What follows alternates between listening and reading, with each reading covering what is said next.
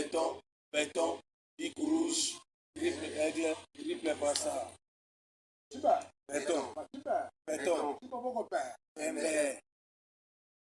oui, très chers téléspectateurs de la chaîne de l'éveil patriotique à 120 TV, nous sommes émerveillés de vous avoir si nombreux devant vos postes téléviseurs pour suivre cette belle émission qui aujourd'hui est en train de revêtir la coloration partisane. Pourquoi? Parce que nous sommes le fruit de l'Union pour la démocratie et le progrès social. Oui, vous allez bien le constater avec le drapeau national à côté, et parce que c'est le symbole de l'unité nationale. Et nous avons aussi le drapeau de l'Union pour la démocratie et le progrès social. C'est parti légendaire. C'est parti autrefois créé par 13 héros.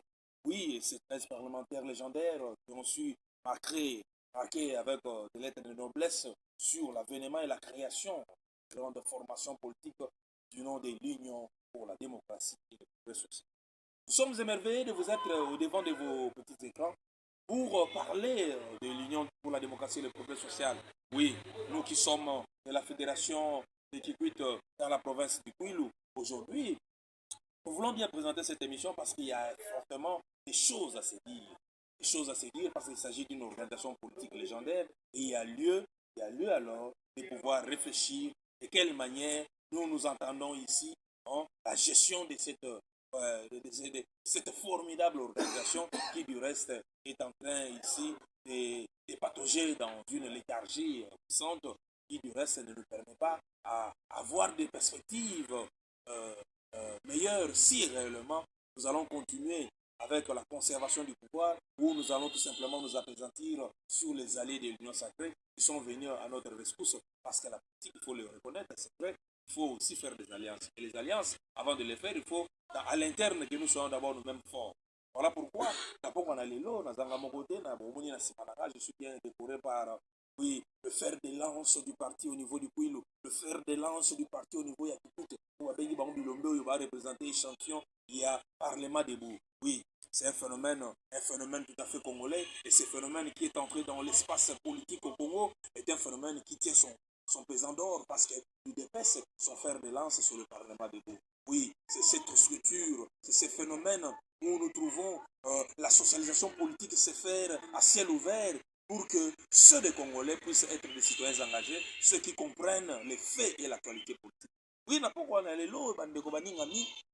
pour l'émission, nous allons bien, alors nous émerveiller en français à Lingala, émission Zali bilingue, mais tout simplement, nous demandons à ce que pour l'Andabiso na bouquet bimingi, il y a comprendre la démarche pour laquelle nous la Makambo. Aujourd'hui, nous sommes en train de parler de notre parti politique. Oui, c'est parti légendaire. Pourquoi? Parce que c'est parti, d'abord, son avènement sur la scène politique congolaise. Il y a une interpellation profonde de ma Congomani. Ma Congolais va décider, lui, non. Les choses ne marchent pas. Là, nous sommes dans les années 70. Oui, à partir du moment où nous avons trouvé que le maréchal a commencé à faire le déviationnisme, dans ce qui était le manifeste de l'Ancélé, a mené alors idéologie à parti État. A boyi ko appliquer ma disposition constitutionnelle il y a constitution en 1967 oyo wapi ezalaki une constitution référendaire organisée par le ministre de l'Intérieur qui du reste à cette époque n'était que le docteur Etienne Tshisekedi Omulumba de Rez Mémoire, le vieux Tomalanda, le vieux Mokongozo, le vieux B50D, le vieux télécommande de Magneto. Il a su organiser alors le référendum populaire au travers de son ministère pour que le pays puisse se doter d'une constitution émanant de la volonté de la population. Alors Etienne Tshisekedi Omulumba a inscrit ses lettres de noblesse dans l'histoire politique du Congo. Et Makambo est permettait de que Mobutu Aboyi, Kolandela Makambo Bayokanaki, a instauré parti État. Oui, le 20 mai 1970, Aïe Bongo pour institutionnaliser le MPR. Le MPR est commis, le Mobutisme est commis la pensée et les faits et gestes, il y a un individu. Mboke ont mis en otage. Raison pour laquelle, à Bandi Bongo, Kosala Bongo, Bamakambu, Yamabe Mingi. Bandi bongo ko réduire tout le monde comme base à l'animateur na yebe badansero yayi. Il a comme le guide, le timonier, le seul maître à penser. Et voilà pourquoi batona maye le bamataki na colline inspiré batoloko la baiten seke de muluma. Andimaki ko gérer makambo te. Mobutu a une française parce qu'avec l'avènement, il y a Jimmy Carter, le président américain, le démocrate, il y a des républicains. Wapi Gérard Ford a été bon pour remplacer Richard Nixon, ou Wapi Azalaki secoué par scandale à Watergate. Tandeko bayebi information internationale bayebi scandale à Watergate. Alors lorsque Gérard Ford a assumé intérim il y a présidence des États-Unis, azalaki bongo akomaki bongo renversé par l'élection kenaki na 1900 et au victoire à ma démocrate baye kozwa pouvoir Jimmy Carter a une politique différente par rapport à ma prédécesseur qui est à maximiser beaucoup plus politique étrangère dans le respect des droits de l'homme. Oui, Jimmy Carter, le respect des droits de l'homme. Tant abani makamboyo, nde abani ko secouer toutes les dictatures au monde, ou à l'Occident, zalaki bongo pour protéger bango, pour leur demander de respecter les droits de leurs confrères, de leurs concitoyens. Nde makamboyo ko permettre signe à ce qu'il y a dans la scène politique africaine, et pas eu na Congo particulièrement, il y a eu 5 députés. Tant que Makombo na bango awa, pas eu pour dénoncer alors massacre Salemaki na Idiofa, et pas eu par résistance ou les listes, bazala qui bongo sauvagement tué, y compris même la population civile, par les troupes et à Mobutu. Et plus loin encore, et qu'il y a Kasai oriental, na Mboka Katekelai, artisans miniers au bazali pour exploiter diamants comme étant autochtones en Mboka, ils étaient abattus du haut des hélicoptères. Du haut des hélicoptères, ils étaient abattus. Et à 150 km de la rivière, chassés, alors ma corps et ma bateau. Interpellé qui bongo. Abilombe minene. Abilombe minene. Makamoto pour le bango, nous n'inventons rien. Je suis ce politologue. Oui, c'est formateur d'activistes civils non violents. Oui, c'est chercheur indépendant à la question de la sociologie politique et de l'histoire politique approfondie. Oui, c'est une vieille calonge. Tu produisais un ouvrage scientifique pour les alliés pour le Makamboyo. La preuve en est que Bissot consacre une mémoire sur l'UDPS et la conquête du pouvoir en République démocratique du Congo. Essai d'analyse sur la stratégie du combat non violent. Oui, mémoire de défendant qui avec distinction. Et pendant le grand professeur Mabila Malela, et pas Iwapi après ça qui Bissot, alors Conseil Malamu, il y a comme un exemplaire de mémoire Oyo et pas. Oui, en 2003, je me souviens encore, lorsque je fus reçu par Albert Moleka, oui, sous alors la complicité, il y a protocole, il y a le docteur. Alors, on a su alors redéfendre ces mémoires devant le vieux Tomalanda, le vieux Mokongonzoko. Etienne Sekedi de reste mémoire. Et pas, il voit quand il m'a dit qu'on mémoire na biso, pendant pendant 2 semaines, pas bengi biso, tu veux qu'on redéfendre, pour appeler biso, alors Moussala Rosa, la formateur, na 4 écoles du parti, avec le professeur Ola. Oui, bandeko baninga mi makambo, il faut, et révolter bandeko belé, parce que biso, tous au na biso mingi, na kotanga kamingi, ko fouiller, ko parcourir, ko comprendre, to uti wapi, to combien de temps au kende wapi. Lorsque tu as retracer historicité na biso, IDPS, et ça peut t'inspirer, bateau, bako comprendre les lois na IDPS, ou comment bénéficier de l'avantage de l'IDPS, les autres qui partent par terre. Aux autres qui ça, oui, ma motivation force est prévalente qui n'a qu'à t'habituer à ma père fondateur. Ne m'a pas essayé de s'auto bimisango lelo parce que et comme le quoi moi j'aime beaucoup ya siri koti, au koti na yokaka. Alors ma makamwa neza malamu mingi te. Il y a eu véritablement une élection à Kitoko Salemaki. Oui, bah pour moi qui suffrage universel et pas la population a voté. Il y a eu 5 élus.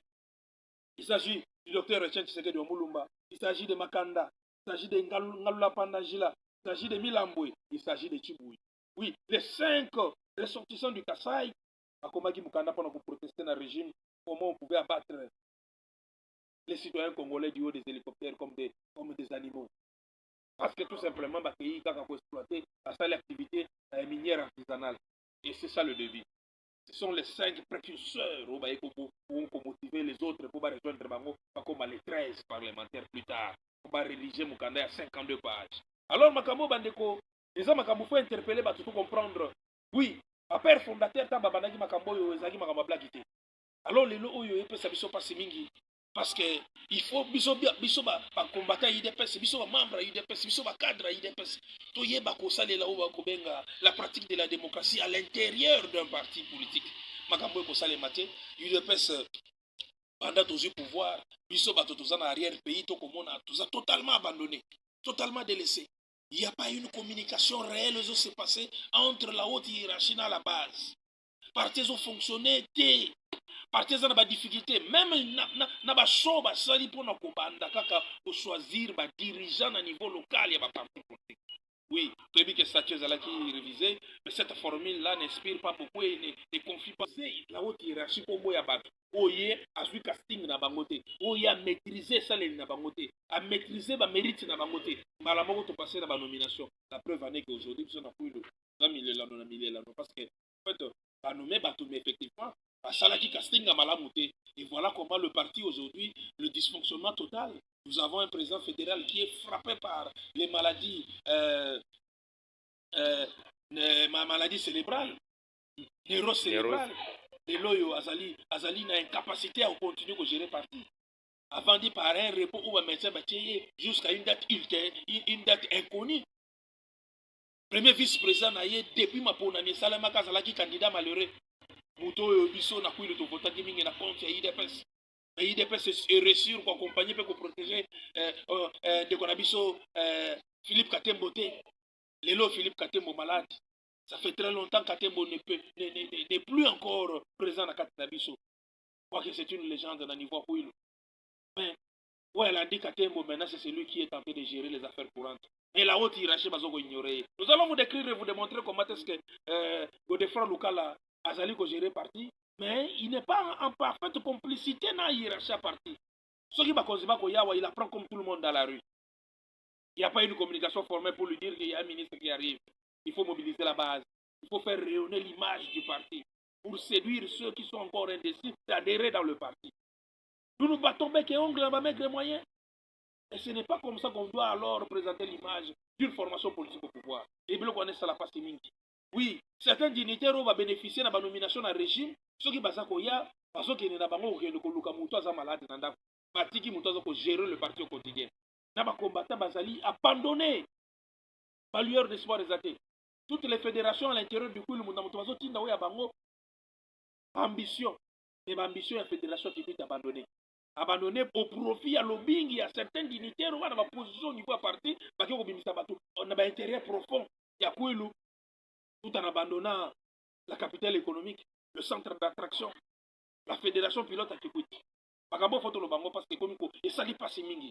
Et ça n'a pas si mingi parce que toujours bundabiso moko abandonné et que bateau va bénéficier de la nomination. Le régime nabiso, les lots bazo former ba fondation ya bango. To les lots tokotanga bakomo bato. Va créer une association, une fondation, va abandonner. Ils ne viennent jamais nous visiter.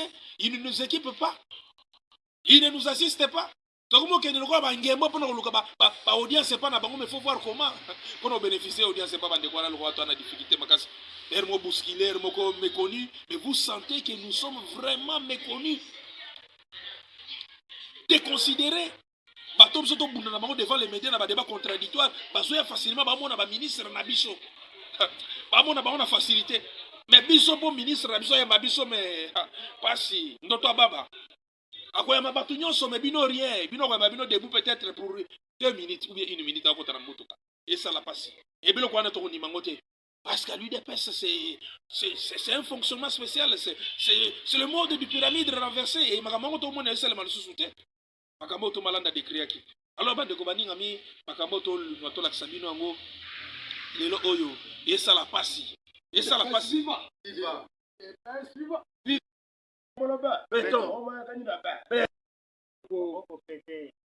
Akamongo yango yo lelo na kolobanga moko te parce que naza na bandeko na bagere na sima na ngai. Na ba bilombe o to benga ba bere rouge. Mais seulement naza ko épingler la haute hiérarchie pour comprendre que nous ne sommes pas en train de faire une rébellion. Et nous vous ramenons tout simplement à la portée d'une grande conscience. Oui, parce que tango Zamba peso grâce. Zamba peso grâce. CG au comité G. Zamba peso grâce. Après si on a calongité. Après si on a monté comme système et après sur grâce. C'est lui qui va profiter de la grâce pour alors pour comprendre la grande responsabilité aux anayango. Allez-y comprendre que ces choses là qui kuiti kaka boye. Nengo yaki au nommer biso la tribune. Et normalement, il fallait tout une équipe d'avant. Avant de discrètement quelque part, on a si réellement le parti fonctionne. Ce qui réellement va comme va tirer là qui va touana va vraiment na pignon sur le terrain. Ce qui réellement va ça la musala à parti. Ça le gadeng wana. Parce que gérer c'est prévoir. Pourquoi peut ça va toucher comme planté? Tant yo peut au nommer mon fédéral, on peut se bagalognos. Mais Voilà pourquoi tu sais que tant que ça là, Zamba peut se grâce à élever yo. Tant aux nomination, ils ont privilège, ils ont charge. Les charges on a fait beaucoup mais là on peut bateau banasima pas comprendre effectivement que oui, nous sommes un parti légendaire, nous sommes une formation politique légendaire. Valeur et un processus démocratique et ça, la démocratie à l'intérieur du parti. La base d'un parti politique, tout comme les racines d'un arbre, doit être solide. Si le parti veut croître et réussir, ce qui base de la solidité, ce qui base des prix dans ma connaissance idéologique à partir. Ce qui base de ça qu'on y est battu, ni parti aux la solidité, ni parti au croître. Patronnement, la conception que la force et la stabilité d'un parti politique national, c'est le succès de ses candidats, comme élus à tous les niveaux. Niveau national, niveau régional, niveau local. Un parti politique a besoin d'une bonne organisation à l'interne qui permet aux membres de participer à la prise des décisions et à la planification de l'exécution des projets partisans organisés au niveau local, au niveau provincial et au niveau national. Mais ce qui faut prendre en considération la base, c'est la risée à la alliance, la pouvoir. Travailler. Ce qui va c'est beaucoup plus de drapeau, il y a bien habitué de flottant. Il y a formation politique à la base. Ce qui base déjà formé, vous avez parrainé ma formation. Ma formation à la base. Vous avez parrainé en côté. Comment bateau to recruter dans ma cellule, va former bateau ba yeba idéologie IDP. Ba yeba historicité IDP. Ba yeba la social-démocratie. Ba yeba l'économie sociale du marché. Ba yeba réellement devise à IDP. Ba yeba ma classe yoza na kata bendele à IDP. Voyez pourquoi les gens ont alors donné cette nomenclature, cette dénomination de l'Union pour la démocratie et le progrès social. Voyez effectivement que nous faisons partie de l'inter-socialiste mondial. Et Babiloko on est ça Babiloko et Seigneur les temps justement dans quatre parties. Mais ceux qui battent vandi va comprendre dans côté. Il faut que vous l'entourer. Il faut que vous l'entourer. Quand ça m'appelle grâce au commis Mokozi, il faut s'entourer. Pas politologue faut bazala, pas sociologue faut bazala, pas juriste faut bazala. Mais toi na kata regret mingi na kata mboka na biso. Alors que les spécialistes à la question des sciences politiques basali pour nos Makambo. Makambo étali la sociologie politique approfondie. Makambo étali kotangisa bato ko sokola bato mitu kokotsa bango idéologie dominante ya changement. Makambo nezo sang. Est-ce que ces gens ont tourné dans ma politologue boni? Combien de politologues va sentir ya yo? Combien de juristes va sentir ya yo? Combien de sociologues sont na sentir ya yo? Parce que aux leaders, aux managers, aux coachs, il faut s'entourer. Pour Babylon, nous toujours le bimisango le loyo, toujours regretter parce que ça fait maintenant, comment tendre, bientôt 5 ans. Toujours mon changement dans le fonctionnement de la partie. Et ça l'a pas si mingi parce que le casting qui a été fait dans le Kouil, et précisément dans Kikoui, disait à Malamouti. On nous a pris ma congé au bazar moyen de politique dans Bangote, il n'a pas l'aura politique. Il n'est pas une personne de ressources. Mais Makamouane est diminué, Makamouane est bloqué, Makamouane est sa partie ciment. Dysfonctionnement total. Parti comme il repère à Batobako, c'est là-bas nommé Bangoba comme Bakozi. Mais qu'est-ce qu'ils donnent au parti? Qu'est-ce qu'ils donnent? Alors, ils ne donneront rien parce qu'ils ne sont pas formés. Ils étaient invités tout simplement pour le besoin de la cause. Alors, Bandeko, Makamoto Koloba, c'est très important. C'est qu'on est en train de dire un parti politique doit réellement favoriser l'exercice de la démocratie à son interne. Alors, l'exercice démocratique à l'intérieur d'un parti politique permet à ses membres de s'exprimer librement leurs opinions. Lorsqu'une formation politique permet à ses membres d'exprimer librement leurs opinions, là c'est magnifique. Mais au contraire, tout ça qu'on a gêné à y a Bakabo et Prévala qui n'a pas y a père fondateur de la société. À l'interne, il faut que le parti politique et permettre la représentation de la plupart des secteurs de la société et favoriser ma femme et ma jeune. Il faut que la formation politique, démocratie à l'interne et encourager la participation de tous les membres. Ah, ma mais à l'intérieur, vous n'écoutez personne. En désidératant, vous ne prenez pas ça en considération. Alors que Kinshasa n'est pas la République. C'est l'arrière-pays qui fait aussi partie du nombre. Les combattants vont constituer réellement la force du parti. La démocratie puisse permettre la tolérance envers les idées différentes. Oui, les idées différentes, les idées contraires. Mais on va se dire, les idées contraires, il y a un moment où on a l'idioté, allez, bouton. On va nous faire la qui allait là, on va nous faire la qui s'encarre de tout, pour tout ça, pour bénéficier de ma faveur. Ils sont dans la malade, ils sont dans la tête de Moulumba, à la sanction le quoi. À l'intérieur d'une formation politique, l'exercice de sa démocratie à l'intérieur permet de respecter les règles et les procédures établies en vue de faciliter le processus de prise de décision.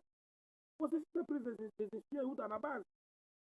Il y a bien des comités qui une oligarchie des personnes et vous avez capacité. En makambo de mwana to moni que oui.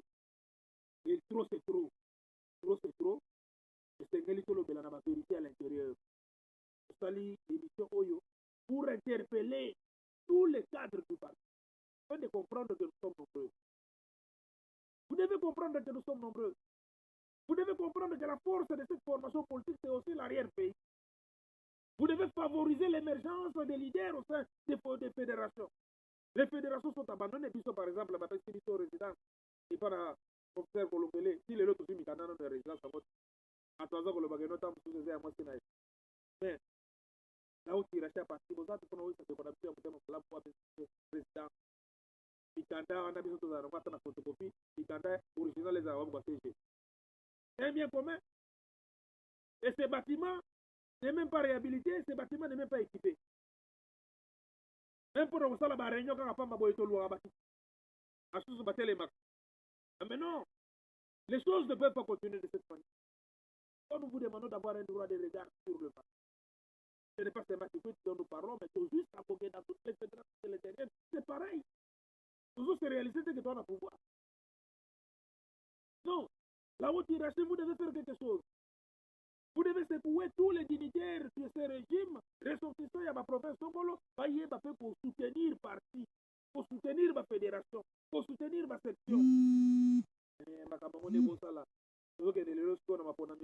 IDPS viva! IDPS viva! Alors, viva! Viva!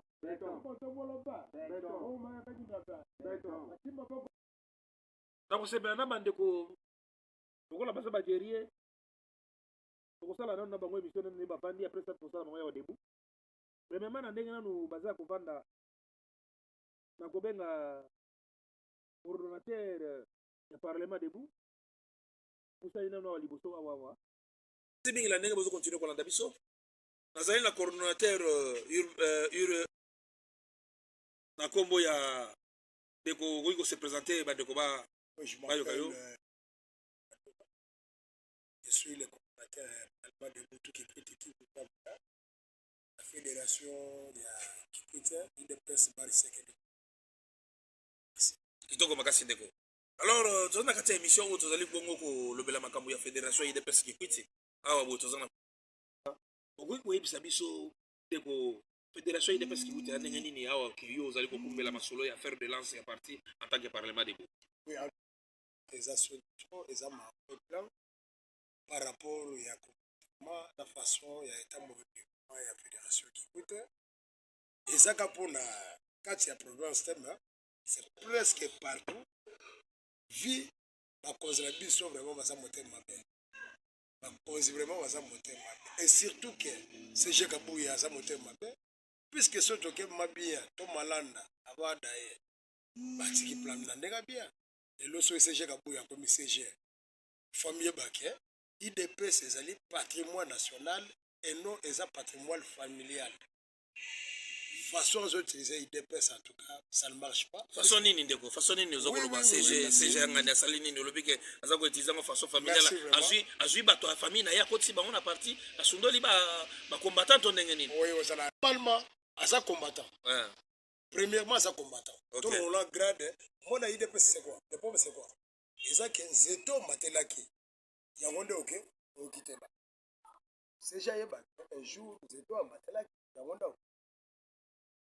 Tala nanu. Fédération qui coûte. on est la fédération la Kiputo puisque on est représenté vraiment oui tout le monde a la fédération mais eux ils ont représenté pour les Kiputo mais c'est ma plein ça m'a plein non ça m'a plein ça m'a plein c'est chez Kabou c'est-à-dire azam de la corruption azam tout bon boye c'est-à-dire azam la compagnon na ye il faut faire attention mais parce que ça va preuve relaxer c'est ça azam to ba corruption tout ça la preuve pour c'est na ide pesa biso pa na biso ali sur quoi ali sur tout ça la preuve c'est tout ba compagnon na ye oui bazana contrôler en tout cas à ce comportement très mal pour la nini dans la dimension il y a fédération du petit le lengue tout ça est pour preuve on a ebisa c'est chez Kabouya à comme place à Kibuti atikala okoma pour attendre ata mutu moko na moko te asololana bakomba asolola tala mutu moko te mpona ye puisque aza CG ya IDPS batu amoi lokola batanga te mpe bakomba CG te soki bakoma ata baministre oyo azobunga rumba akoma bisika oyo biso tu baparlementaire te debo tozokende otala ye azoganga tika ebona boye soka nde ayeleki nde bamission na ye du fait que azalaki déjà na bato mo boye bapeselaki nde bakombo bato voilà mais il a fallu maintenant contrôler que est-ce que normalement fédération ya Kiputi IDPS est-ce que bato wana bazofonctionne bien est-ce que baza mobilité est-ce que atikalaki bango batiere nini na kati ya mito na bango rien ni eloko te jusqu'à tel point que comme ayebaki afonaki na obeta bango chikui abeta bango chikui na ba 23 heures abeti fédération chikui na 23 heures esi na kabati zela akei atiki biso mana kao pour preuve nazo yebisa yo vraiment monsieur le journaliste ça fait maintenant depuis akendeke Senghor Mutuibi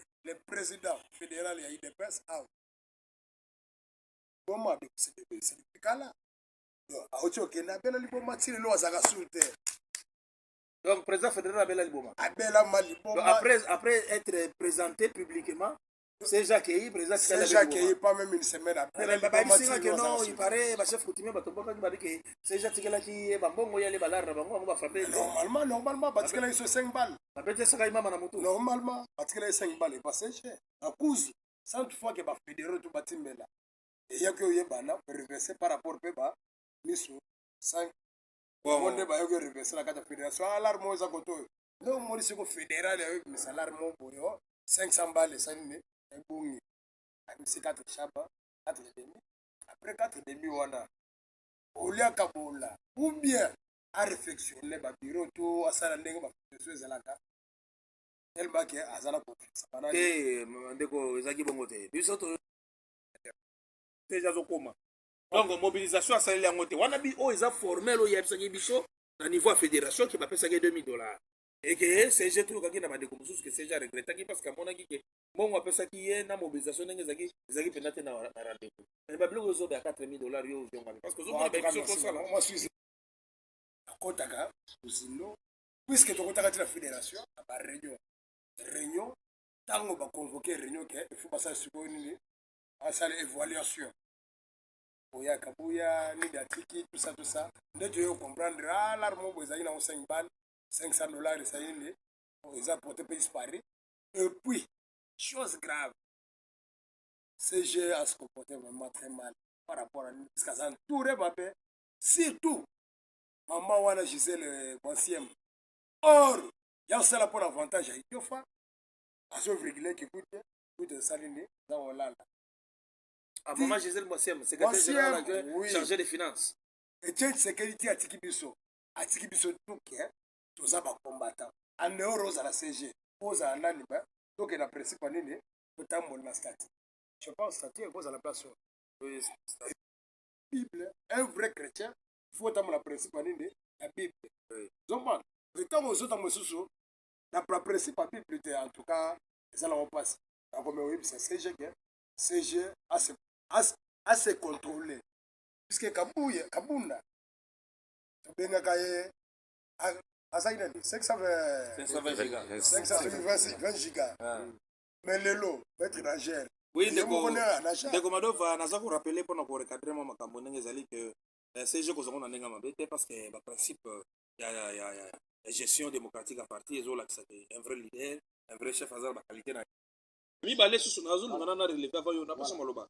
Un vrai leader ami pesaka yemoko ba mibeko, ami pesaka yemoko discipline. Discipline na CG, il faut yeba yemoko déjà que non, azali CG pour toute la République et non pour la Kinshasa kate. Et puis il faut la modèle. Savoir diriger l'ingo la baboza la bongo entouré na bateau ba ko peso ba konsema ya malamu. Baka mo tu ko relever awa. Être aussi une courroie de transmission. Normalement. Oui, il faut la courroie de transmission. Alors, babiloko yo ucho bimisa awa ils ont permettre biso to bana CG que kozongo na ndenga mabete soki ba combattant bazo déplorer ça les politique boko sala ndeko malobeza na mboka na yo ko meka ko expliquer sous. En tout cas, merci, je pense que en tout cas CG Kabouya ils ont préparé ma paix pour la 2023 puisqu'ils ont battu que comme le mois il y a élection. Ils ont préparé l'électorat 2023. Juste là, on a dit, ça ne va pas. Puisque tout au côté de la fédération, les Français fédéraux, on a 5. On a il y a 5 grands débats dans la réunion. 5 à Pamba. Oui, bandeko baninga mi boko landa émission à Stanvio TV, émission malamu de l'autre Zali Bongo pour sa présentation sur la question de la sociologie politique approfondie. Auto pour le Belamakamoso à l'interne en tant que guerrier et IDPS, pas combattant de la liberté. Oui, parce que graïste, oui, pas disciple, il y a le vieux Tomalanda, le docteur Etienne Segedi de Res Mémoire. Et pas y a pas eu occasion de pour la vérité. Tout le Belayango, l'émission, comme tout le Belayango, Nakatia, Union pour la démocratie et le progrès social. Et pas y a pu retracer moi parcours Nango, mais malaise, l'équipe est belé, la fédération IDPS. Donc on l'appelle malaise, donc on a maï nomé. Ande kwa maï nomé bakolela mingi. Baleli mingi kuna Rita Bola, leki kuna candidat ya Argentine. Mais bato ba candidat IDPS ba étouffé bango. Babiloko ze belé. Makabozo le belé ya malamu te na kati ya IDPS. Alors to linga to yeba ba konzo bozu grâce nzamba pesi ngolo komi mokonzi na kati ya IDPS. Obandika komita la kaka yo kaka bien osali ko comprendre que nzamba pesi grâce à ko diriger une formation politique légendaire. Laquelle sengeli yoza la entouré na bato na mayele bato ba tête de prouba ya la kisao ndenge nini faut kombe la partie. De l'autre à la veille des élections, fédération IDPS qui quitte a mobilier kutu ya bureau ezalité. Moyens politiques nationalité, les médias occupés par nos adversaires. Il faut biso bakalonger avec nos maigres moyens, tous les canaux médias, pour défendre l'actualité au quotidien et à régime. Mais hiérarchie bakata bisoté. Ce qui ba yebe baki bakape bisoté, ba yipe ko yamba bisoté. Ndeko mado fozali na maloba. Ça bango bare. C'est-à-dire bango nde bazo ningane chef de l'État en 2023. Puisque jusque là bazo préparer que tout est ça d'ailleurs. Au chef de l'État azo mwamboya. Bazo lingande bayi babalar bayane kotoyo akende okabola après bazo on a que ça non batina batoyo bakoya kokongsa fédération qui des odaye et ça va ventiler mon vraiment comme da pomara ni Eric azam wana kasi ya Senghor mais c'est un faussaire voilà azo maloko la Ligue des jeunes azo ibisa président Ligue des jeunes nationale et c'est Amisi national Bert azo ibisa bino jeune wana aza faussaire aosala nde ba document moye ya kuzu après bazana so na palais basoke na lobela asala contrefaçon voilà basoke na lobela comme ya fédération avec ça auto fédération se souffrir mais bango basoke nde pour ba repérer moi le chocho azoyi palais à vivre bien mais kotoyo fédération za mayo ya olala asenyi CG Kabouya si ozo mona biso bo yebake za ba face emblématique quand même puisque les lotolobi au comprendre que comme peut banani soit ça se pendeni en tout cas yeba bien que c'est to matela qui ya onde okitela bongisa la fédération to bongisa ya chef de l'État to comprendre que kukwit c'est vraiment base ya chef de l'État iboso bakosa yeke ezali zone rouge or rien pour le moment IDPS yango na yango visibilité atala zela ezana ngote biso ba parlementaire en tout cas, vous avez la raison. Tous les ministres ont une place. Ils ont une pour preuve. C'est ambassadeur itinérant, le chef de l'État. Mais c'est Balanki. Oh, la tia. Oui. Balati D'ailleurs, après Ayende Kosala, Amakamune inutile, il y a pas on génaïe, à Kabba Moto, il y a pas trois pinaires. Maintenant, chose grave, un ambassadeur itinérant, chef de l'État. Azoko na permanence pape ça 400 000 francs congolais. Quel sabotage! Et puis ailleurs que Aza première moto qu'on postulé na la fédération qui coûte. Mais c'est ambassadeur quelque part aux amal entouré oyena baprofit Oui, vraiment la situation de l'état makambo oza koloba eza vraiment très important, makambo eza koloba eza très sérieux, biso toremarke yango, toremarke tomoni madame ministre pour le président de la République ayaki awa asali ya ye bassociation bafondation balatisi bamama babilamba na nkombo na ye me bakomi na ntango bakosala biso bapolitologue toyebi makambo bakosala stratégie wana eza malamu ntango kocrée association to fondation eza mabe te ntango oza kovendre image ya chef de l'état yo oza pembeni ya chef de l'état ocrée association to fondation bandeko no baye eza mabe te tobengaka yango la mobilisation des ressources politiques me bato wana fo bazala moule dans une idéologie ya parti bakolinga tshisekedi ndenge nini so babi idéologie ya idps te so bayebi projet de société ya idps te balati yango te bakomi bato aja lelo balandaka yo na nsima po opesa bango nde tomoni excellence ibalanki aya apesi bavarese na bavutuka apesi babiloko ebele na bapeti moko boye bapeti bapeti babase mais bato ya idps bato baza censé korécupere bana na bino ya base wana bobengibengi bango ebele bamule bango na idéologie ya idps bayeba la social démocratie eza nini bayeba réellement idps ebundelaka nini bato wana batikali kaka bato aja lelo soki opesi bango baye mposo tomoni bango bazalaki na bango bato ya baadversaire na biso bazalaki kuna me lelo oyo bozwi bango botie bango na baseni seni ya kikwiti bozoloba makambo te seni ya kikwiti awa deja batie bakombo bato na bango non pas bakombata me batie bato oyo bazala bato ya baparti banguna baye na cadre ya association bazosala kija lelo banome bango alors esala mpasi mingi ndeko badova bandeko bazomwa ebele wana bagie madame Gisèle Boisson en tout cas kosala su barere wana te kikwiti en tout cas tokomi siko mobilize biloko oyo soki na okosa mpona okomi na permanence oyebi ata couleur ya fédération te fédération idps te okomi oleki mbala moko aijofa ozoprépare partout soki eyi na eps te otie bato na yo na bamandataire lelo tozala banani mese moswai lelo okomi mandataire bake mécanisme il n'est pas de l'idps onkene akomi mandataire akomi dg na nini na inikiki ya kikwiti il n'est pas de l'idps mais par quel mécanisme lelo sikoyo seni tozwi ata moto moko te ya fédération kikwiti lelo tozozela sikoyo bapetite territoriale sinon madame Gisèle attention donc madame Gisèle azosala politique epa na bango na idiofa idps viva baciba beton parlement debout otikela bango sultan bon natikeli combattant na ngai posa baparlementaire debout biso na idps toveikilaka bongo la non violence dans les propos la non violence dans notre attitude comportementale esengeli meme ata ntango tokosadresse na cg oyebake no azali ya biso mokonzi ntango oyeba na Gisèle Boisiam azali cga mabe na ye ebimisa ye na poisa mabe na asali ebimisa ye na poisa me kofinga nde te mpe kosamubi ayinabike yo oza mama na parlementaire ndenge nini yo babengaka ko fils de tienne ndenge nini kwe na yo wana okanga wana baguerrier ndenge nini socialisation politique constant mobiai disciple de tienne muyike natiki mwa ntango moke silence mpona to malanga kongo nzoko Etienne Tshisekedi.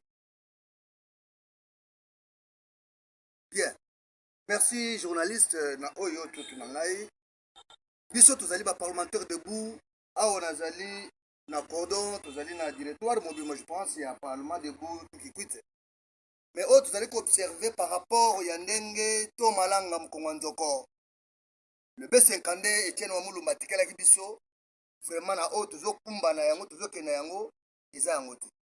Pourquoi dans ce premier temps nazali na koatake moteme nazali kozongisa bato na réflexion pendant le directoire général na biso national na niveau ya Kinshasa.